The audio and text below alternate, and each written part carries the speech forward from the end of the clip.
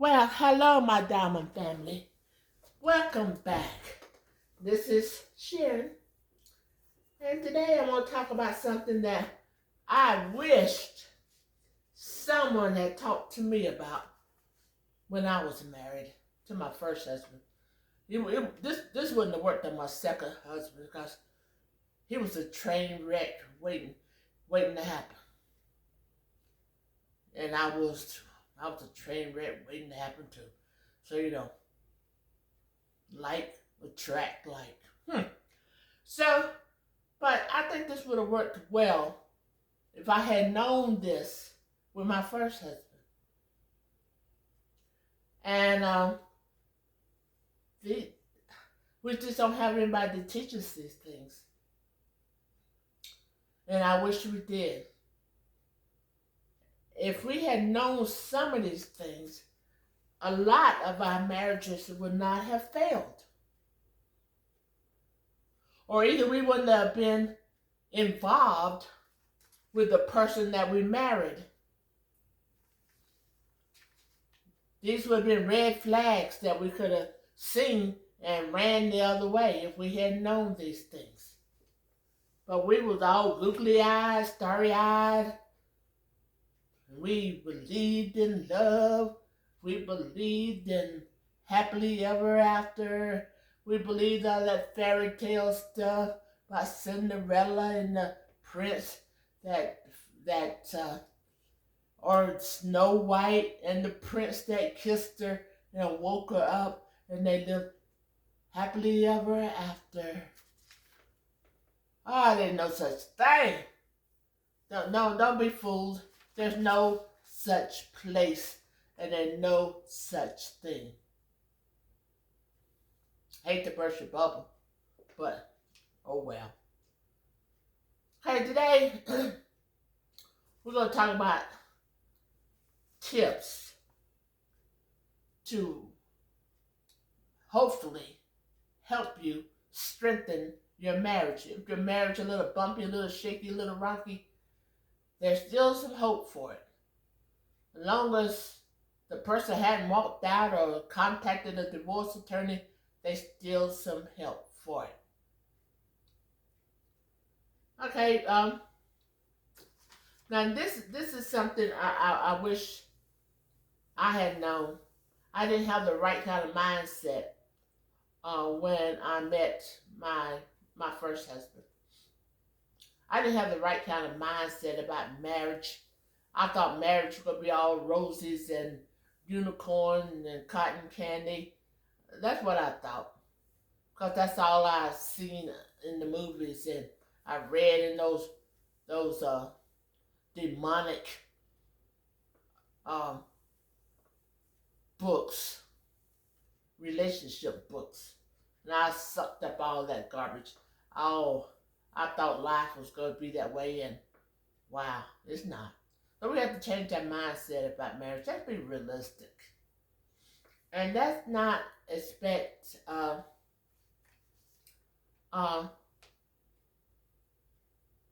relationship to go smoothly at all times, because it's not. You're gonna hit some rough spots in the road.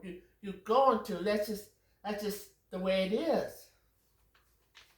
And if you go into a marriage with the right kind of a mindset, you won't get trapped into this disillusional idea. I mean, whenever you going through some things, don't start thinking negative about your partner. Don't no. I'm talking about marriage. I'm not talking about dating today. I'm talking about marriage. Do not start thinking negative about your partner, thinking, "Oh, I married the wrong man. This is the wrong." No, he's not. No, he's not. He's not the wrong one, unless he's beating you, punching you, kicking you, cutting you, shooting you. Um, you know, the alcoholic, drug addict, gambling, every penny away, not working, womanizing, club hopping. Now, if he's those things, he's the wrong man. But if the only time you start thinking he's the wrong man when y'all have disagreements and arguments, you start thinking, look at all the negative things about him. Oh, he this is that. He's not like Brenda's husband. You don't know what kind of husband Brenda got, so don't go there. Think about the positive. There had to be something good about him, hopefully. I mean, you married him, didn't you? So there must have been something that you liked about him, something that was good. Now we all have some flaws, people. We all have flaws. None of us are perfect, and you're not perfect. None of us are perfect. And in any marriage, whenever you bring two people together to try to blend into one, and you have different ideas about things. You raised in different ways, and you have different beliefs about things. You're not going to jail overnight. It's going to take some years for you to gel together. And anybody tell you they don't have disagreements, and I can almost safely say they're lying. But just focus on the reason why you marry this person. I mean, let's just be realistic. Let's just be realistic. You're gonna have some kickback. You're gonna disagree on different things. The best way to get a lot of your disagreements out in the open is to discuss things before you get married. Discuss how you want to raise the children, if you want children, where you're going to live, how you're going to support each other. Oh, if you're going to church or not go to church. No, discuss a lot of things before you get married so you can see if this is the person you want to marry. Don't blindly go into a marriage and hope things will work out. It's like, I hope to see a unicorn one day. Will I see one? I kind of doubt it, but be realistic. Just learn that. Learn, find a balance, and where you both can compromise. There's some things that you can't compromise on. Find that place that you giving and he's giving. No, he can't do all the giving and she can't do all the giving. You both have to compromise on some things, and you both have to come up with your own ideas of how you want to do things, and then just flow together. Just flow in the same direction. Think of it as, have you ever seen a river, stood beside a river and it's just flowing all in the same direction? Some of the water not flowing upstream, and some water flowing downstream. You don't see that. They flow in the same direction, and that's where your marriage have to be. I know that sounds weird, but that's the way you have to see it. Show your partner some love and affection. You remember when you used to date? You all touchy, feely, all over each other. I mean, you driving down the road, you all up under the steering wheel with him, and he could barely turn the steering wheel without bumping into you. Walking down the street all hand in hand, it look like y'all the same person because y'all glued together. You down there probably showing some love and affection then. Now all of a sudden you sitting so far over in the passenger side that look like you gonna fall out the door. And if he reach over and touch it, you cringe. What happened? What happened to all that love and affection that you had before you got married? I mean, My goodness, slip in the bed, you all over his back. Every time he turn, you have to turn because you all over him. And now you're so far over on the corner of the bed that probably fall out of bed some nights. You're so far over the edge. What happened? Huh? Can somebody tell me what happened then? And before you got married, you're on the phone talking for hours about nothing. You talking for hours about nothing. Neither one of you wanted to hang up because you're scared you're going to miss something. I remember that. You hang up. No, you hang up. No, you hang up. No, you hang up. That sounds so crazy now that you're older and you think about stuff like that. Leave little love notes. Leave little love notes for your partner. If you pack his lunch every day, put a little love note in there. I mean, call his phone and leave a message, a little love message. I mean, make him want to come home. Make him look at that clock all day, wishing that time would just fly so he can get home to you. He want to come home to you. He don't want to come home to nobody else. But you done pumped him up and you done made him feel like a man. You done made him, he can't wait to see you. And then when he walk into that door, if you happen to be home before he do it, greet him with a smile. Greet him with a friendly word. Give him a big hug. Make him feel like now your day is complete because he is home. Now everything's going to be all right because he is home. When's the last time you've done that, ladies? When's the last time you've done that? And then, if he works a physical job where he gets dirty, have a tub of hot water and bubbles in there waiting for him. Have it waiting for him, and then when he gets out of the tub, have his dinner on the table, and turn down the lights. Turn on some soft music. I love jazz. That's what I like. I like the soft jazz. I don't like that brassy jazz.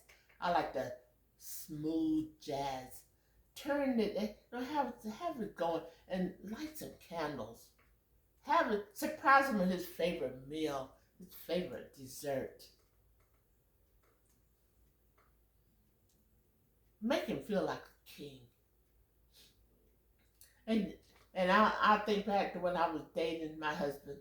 If we go out to eat, now I play footsies with him under the table. Have anybody ever done that? You just play footsies with him under the table, or you hold hands under the table. Do that. Put some spark and some spice into your life. I mean, is that too hard? To go out of your way to do something special, different? Don't get caught in the same old routine. Do things the same way. Don't do that. They get old after a while. Oh, excuse me. Don't do that. Always be willing to try something different. Try something new.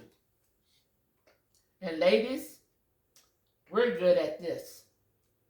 Do not, under any circumstances, punish your spouse by withholding sex and withholding communication.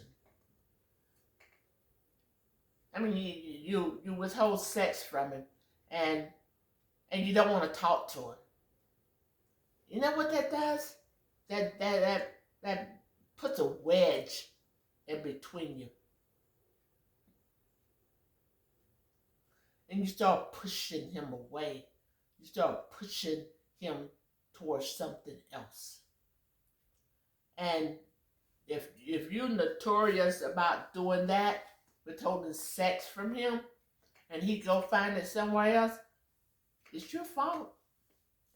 It's your fault. You did it. You pushed your man out the door. You pushed him into the arms of somebody that was willing to give him sex and to communicate with him. But no, this is what we do as women. That's exactly what we do. Make your partner your best friend. Is your spouse your best friend? Or is he on the back burner?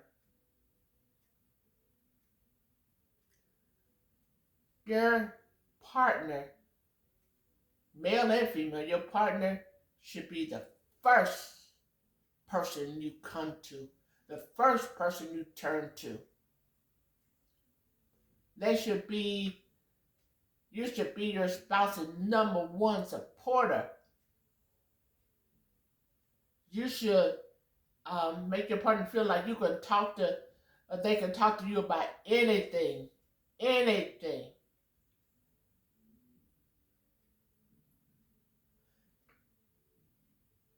Do plan little weekend getaways.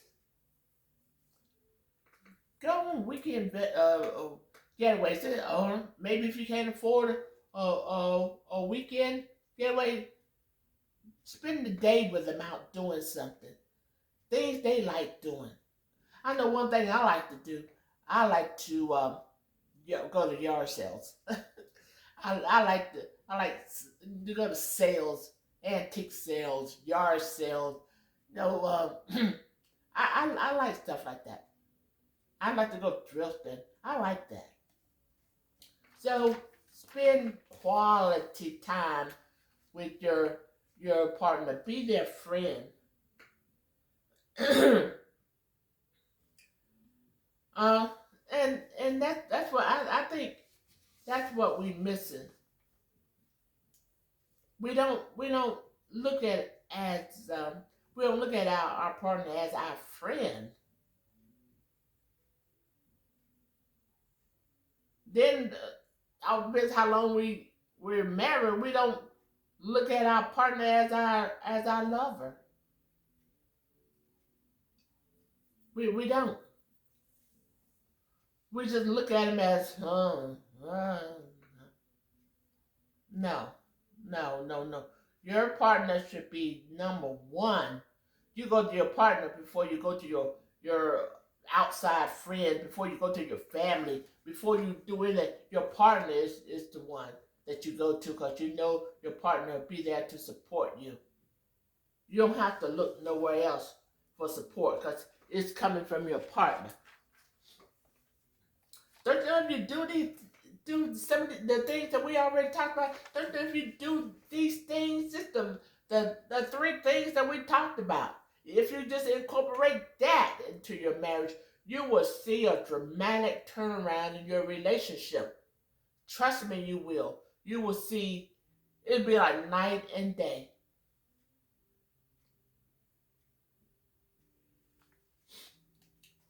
But you know, why don't you just try it? Try it. Prove me wrong. You know, another thing you can do. Know what turns your partner on. Maybe your partners like flowers and candy.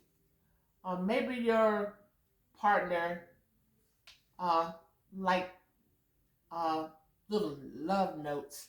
Maybe your partner like to be touched. Find out what turn your partner on and go for it. Go at it. Go for it. If you do that, if you do that, mm, your partner will not be able to contain themselves. They be like, oh gosh, what's next? What's next? I got a tiger on my hand. Eat them up. Eat them up like a tiger. Be all over them. Give them what they need. Rock the boat. Rock it. Flip it over. I mean, you're married, so you can go for it. You don't have to be ashamed. That's what I say. But people don't believe in doing that no more. No, just pick a night where you like just turn off the TV and you just sit and cuddle and talk and laugh and tease each other and just act like you did when you were 16 years old and with your first boyfriend. You know what you did. You know how you was acting with that first boyfriend when you were 16 years old. Hmm, we do know that. I remember. I just tell the truth. I remember. Have discussions, not argument. Don't sit around and argue and yell and scream and throw things and accuse your partner and put them down and don't do that. If you got an issue, then don't try to discuss it when you're angry. Wait until you cool off. Keep that mouth closed. Sometimes we just talk too much. We talk too freaking much.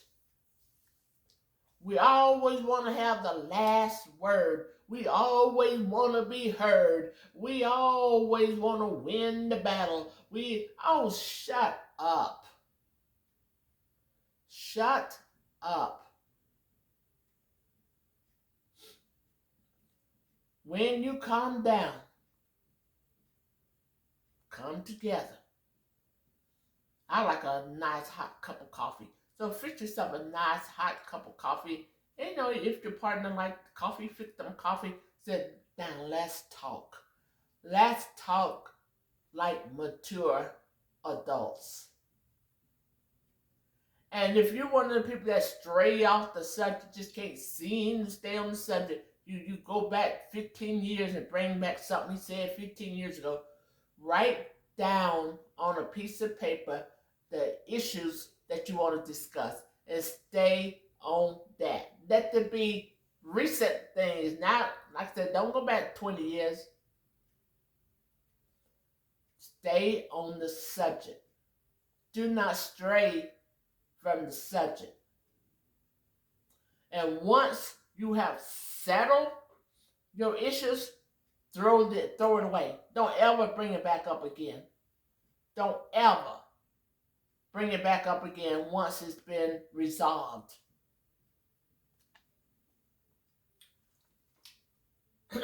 I feel strongly about that. I guess you can hear that in my voice.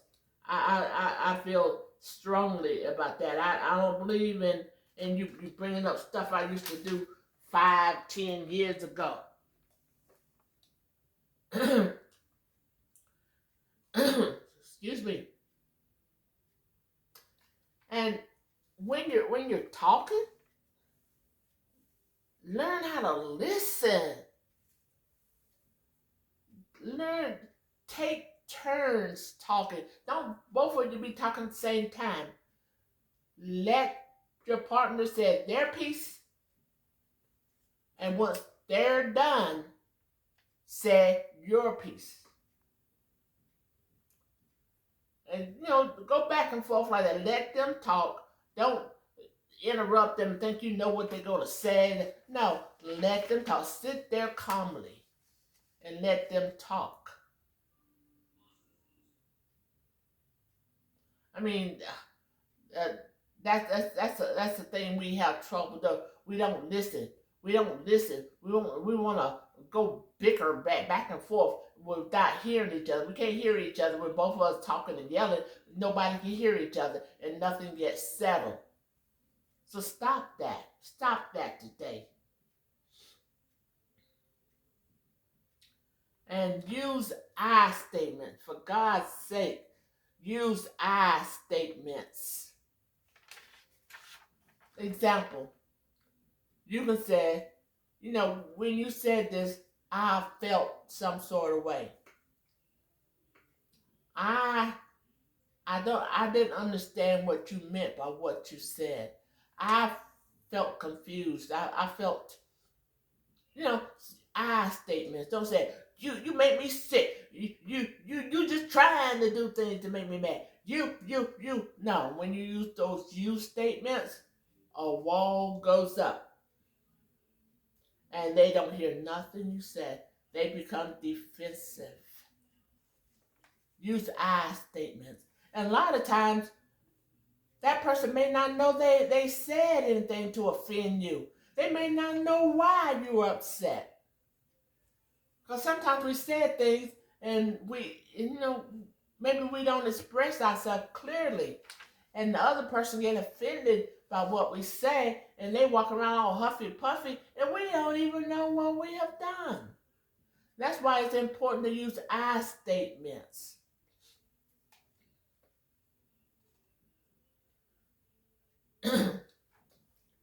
And for God's sakes, learn how to forgive. Learn forgiveness. I mean, we want to be forgiven when we mess up. We want to be forgiven right away. But we want to withhold forgiveness from our partner. We want them to suffer. We want them to feel some pain. We want them to feel some agony. We want them to hurt. We don't want to forgive them. They don't deserve to be forgiven. Let them suffer. Let them beg. Let them grovel. No, no, no, no, no. That's not godly. That's not what. No, that's not what God says. God said we are supposed to forgive. If we can't forgive, if we can't forgive, then He won't forgive us. If we can't forgive others, He won't forgive us. And do you really want God not to forgive you? I don't think so. You're in a whole nother ball game when God don't forgive you of your mistakes and your shortcomings. And I know you don't want Him holding unforgiveness over your head. It's just like you shouldn't hold unforgiveness over your spouse's head. We all make mistakes. We all make mistakes. We are not going to get it right 100% of the time. We're just not. Plus, you're on this. The two of you, you're on a journey of discovery. You're on a journey. You're trying to discover each other. You're trying to discover a path that you can both walk on safely. And sometimes when, just like in real life, you're driving down the road, sometimes there's a pothole and you fall in it. Hey, and you blow your tire out and do some damage to your car. And that's the way life is. Life is a road, and we're walking down this road of life, and we discovering new things about each other. We learning new things about each other. I mean, it's like another corny way. It's a dance. Now, if I'm doing the two steps and you doing something else, it ain't gonna work. We all have to flow together. We all have to dance in the same direction. We all have to want the same things.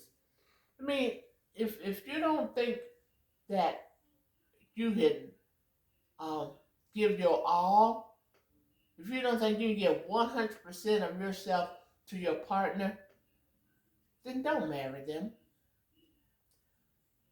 Do them a favor. Don't marry them. Let them find somebody else who's willing to give everything they got to their partner. Everything. You gotta empty yourself out into your relationship. A relationship is not a 50-50. It's not. I know people tell her, oh, I give 50, you give 50. No, no, no. You have to give 100 and they have to give 100. 50 is just half. Doesn't nobody want half of a person. I want it all. I want everything. I want down to the last drop. I want it all. And don't withhold anything from me. Don't hold back from me. I want it all. And that's the way you should be. You should want all from your partner. There shouldn't be nothing left of your partner to be able to go out and find nobody else because he's drained. Your partner drained and you drained.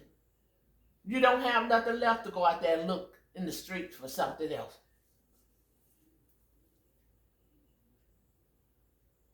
I mean, take care of your marriage. Take care of your family. Take care of your home. Protect your home. Your home is a sanctuary. Your home is a where you both can run in after you've been out there in the outside world slaying the dragon. Y'all can both run into your sanctuary and just relax. You're finally in a safe, warm, loving environment. You don't have to prove anything. You don't have to act a certain way. You don't have to walk on eggshells. It's a safe place full of love and peace and joy. That's what your home's supposed to be.